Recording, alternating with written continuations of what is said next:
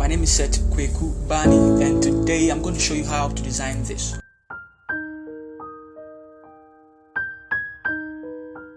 Alright guys, so if you are interested in my PSD files, please kindly check the description. You'll find a seller link over there.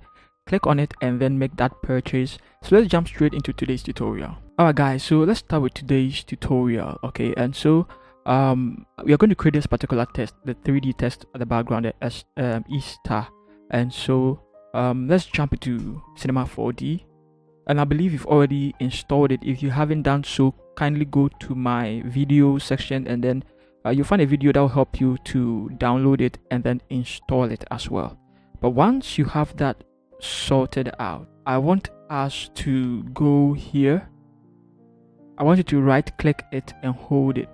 Nice. Now this is going to open for you nicely. I want you to go here to text and click on it, and once you do so, it's going to show over here and it's going to show over here as well. If it takes quite some time, just relax. It means your machine is processing it. And then I want you to type over here, type Easter, all in capital letters, and then click somewhere here. It's going to automatically reflect over here. Now I want you to go to basic. Let's see, everything is good over here. Let's go to object. Let's see. Now Sego UI, I don't want to use it. I want to use Tiempo's headline. I like the way it feels. It looks quite good, and then it's also very beautiful. For this, I want to use that one, so let's change it. Okay, so just scroll until you find the font you are looking for. I'm going to use Tiempo's headline. I'm going to click on bold. Okay, now also here I'm going to set here to bold. Now I want you to click over here on this round thing, click and hold, and then experiment with it. Just go to the left side a little bit, go up a little bit, still holding it, go to your left a little bit. So more like it rotates. It's like it's rotating the whole world inside Cinema 4D for you. Alright, so we have something like this. Now click over here, this particular one, and then drag it to the left side. Sweet. Okay, now also you can see a thin line over here and a thin line over here. Now it's showing you that anything that falls within this is going to once we render it, we're going to have it, but once it crosses those thin line, gray area, a little bit over here, invisible line over here, it's likely you're not going to find it when you render it. So I'm going to click here again and then drag it here a little bit. Good. Now keep the height over here 200. And also scroll down a little bit. Keep here X, Y. Very important. And then I also want you to click here and set it to 5. That's pretty much it. And then let's see. Everything is quite good. Nice. Now I want you to click over here and hold it. Sweet. Now drag your mouse to over here and click on extrude. Awesome. Now you see it's changed a little bit. Click on the text here. Now I want you to click on your text and try and drag it up a little bit. Drag it up a little bit until the arrow points down. Now the arrow is pointing down. You can release it, and all of a sudden we have our text as a 3D element over here. Let me introduce you to these these 4 boxes over here. Okay, this one helps you to go left and right and up and down. That's what it helps you do. Once you click and you hold it, that's what it helps you do. Okay, now you could experiment with it after this video. This one helps you also to go far and near. You see, far and near. It helps you go far and near. Once you drag it up and left and right, up, down, it gives you the same value up, far and near. Alright, so now this one rotates any angle. You go to the left, it will rotate to the left. You go to the right, it will rotate to the right. You go up, it will go like that. Go down, it will go. You can even rotate it until you go behind the whole text and scroll down and do anything you want. I mean, it's just quite interesting. Okay, you could get lost whilst doing it, so just be very careful. Be very careful with it. Okay, so I like it like this. Come up a little bit. I like something like this. This particular one helps you to choose, helps you see it like this. This one shows you the top part of it. All right, so the top view This one shows you the front view, the same view as this, also like this. This one shows you the side view, but the right side. You can also apply the same principles over here as well for it. Okay, this one shows you the right side of it. Okay, so that's pretty much it. All right, so let's click over here and have it back like that.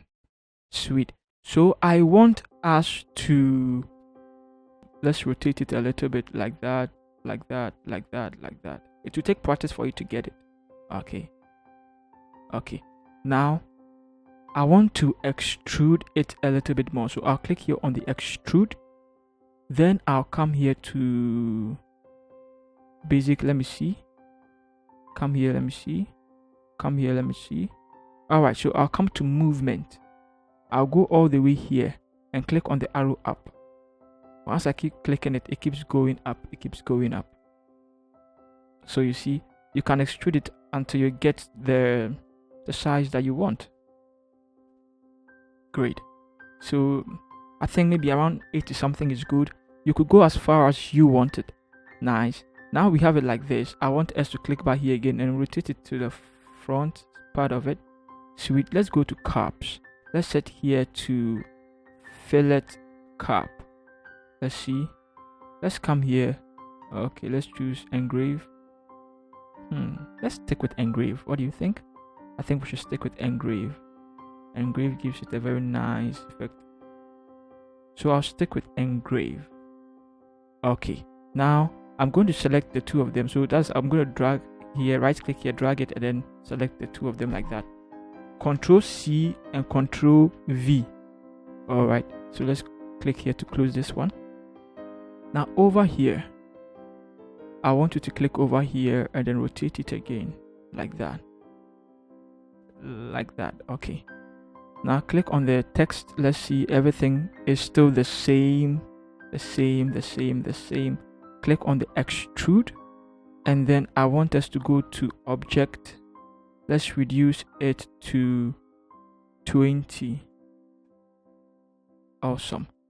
And then click on the live selection tool over here. Click on the blue line over here and just drag it down like that. Drag it like that. So you can see we have two different texts. Okay, you can click on it again and then drag it again. You want it to meet it. So let's click here and let's try and see whether we can see it well. Okay, so let's click on the blue arrow there and drag it until it touches it, and then push it in a little bit. Nice. Now I want us to come and double click here. We are trying to create our materials. All right, so it's going to give you something like this. I want you to double click it again. Sweet. Now over here we are going to give it a custom color. So select this, and then I want you to type 2. Select this, I want you to type 71. Let's see. Select here, I want you to type 14. Nice. So 271 14 looks quite good. All right, so let's also see texture. Nothing here. We're going to leave everything here like that. Okay, the diffuse fall off, make sure it is 0. Now let's come back to reflectance and let's see. Let's make sure reflectance is off. Let's see.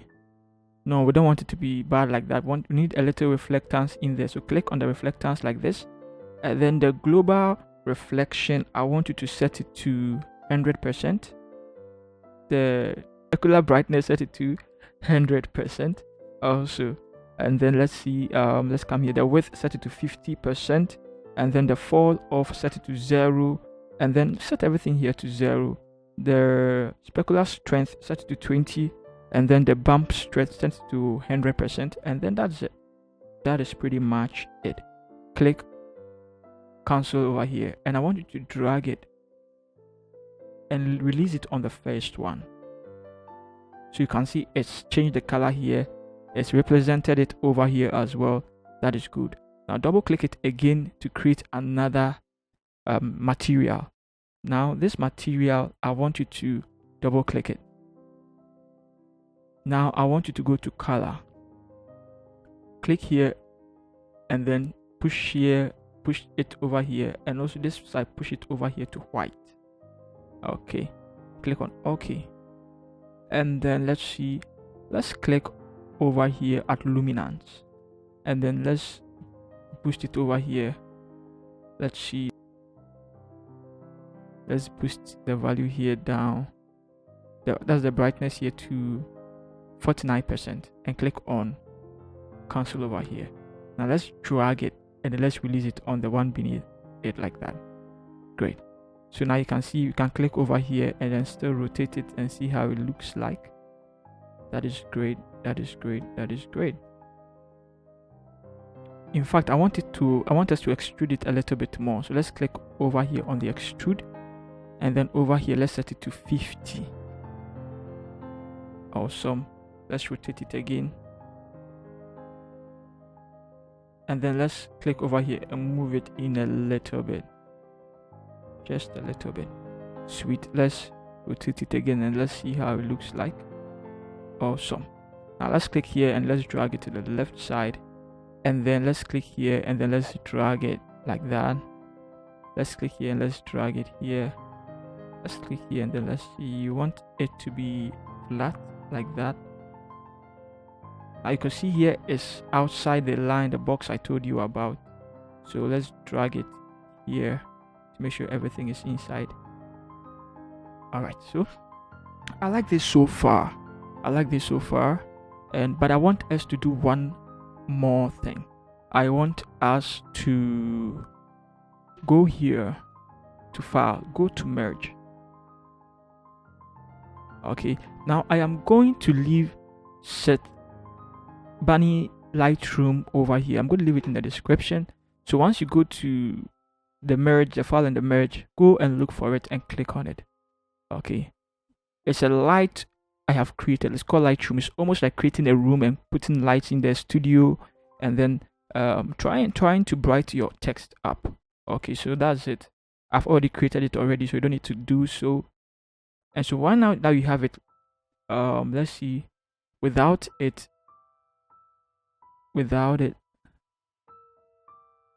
this is how our text is going to look like.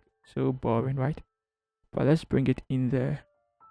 At least it's going to give it a little bit of depth of field as well. And so you're going to maintain it. And also, once we are done with it, I want you to click here,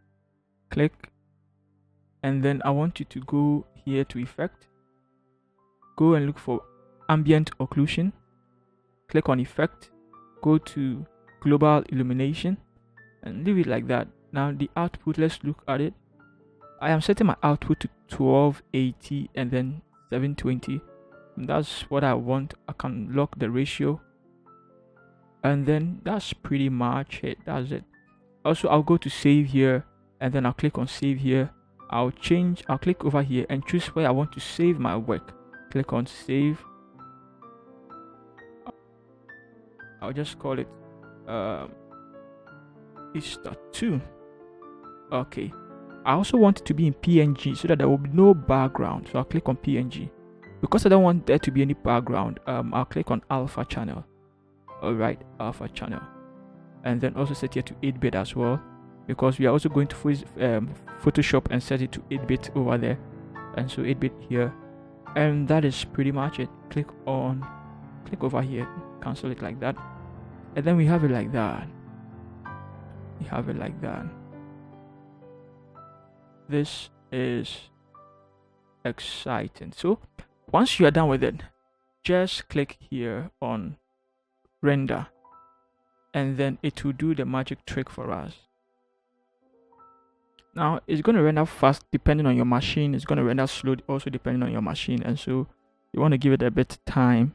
And then once it's done, we can send it to Photoshop and then continue with our flyer.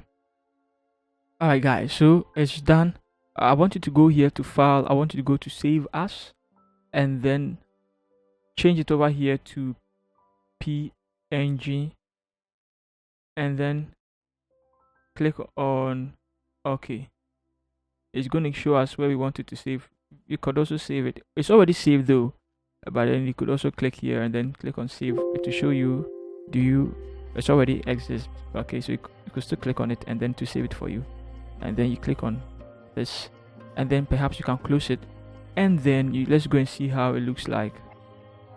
Cinema 4D saved work. So this is how it looks like with the background already taken off. And so guys, if you love this video, please hit the bell icon and subscribe to this channel as well. I love you all guys. See you in the next tutorial. Peace.